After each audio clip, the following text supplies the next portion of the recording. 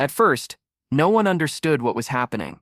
The bride stood frozen, her white dress trembling in the wind as her groom took a step back from the altar.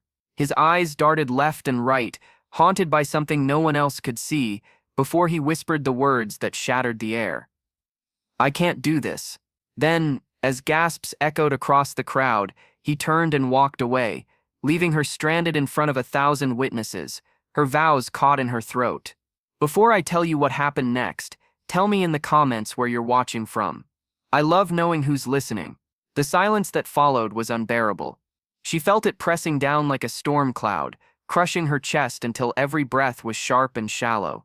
The string quartet faltered. The minister froze and whispers spread like fire through dry grass. Had she been betrayed, abandoned, or was there something more, something deeper, than the humiliation unraveling before her eyes? Her knees buckled, but she held herself upright, gripping her bouquet so tightly the roses cracked beneath her fingers. She thought she'd never see him again. She was wrong. A sound rolled across the horizon. At first it was faint, like distant thunder, then it grew louder, steadier, until every head turned toward the road that led up to the church. Black SUVs, dozens of them, glided in formation, engines rumbling with a menace that silenced the crowd. Behind them, dust rose in thick columns, and then they appeared, a sea of uniforms. 1,000 Navy SEALs, boots striking the earth in perfect rhythm, advancing toward the stunned gathering. The bride's breath hitched, confusion twisted into fear, then awe. She didn't know whether to run, scream, or stand tall against whatever was about to happen. Guests clutched one another. Children pressed against their parents' sides. "What does this mean?" someone whispered. The soldiers moved like a tide, flawless, unstoppable, their eyes forward, their purpose clear yet hidden. The SUVs circled the churchyard, doors slamming shut with precision. The air thickened with dust, exhaust, and unspoken questions. And then, he reappeared. The groom stepped from the lead SUV, no longer the trembling man who had walked away, but someone transformed. His suit jacket was gone, replaced by a dark tactical vest. The crowd gasped as they saw the badge pressed against his chest. Not a deserter, not a coward, a protector.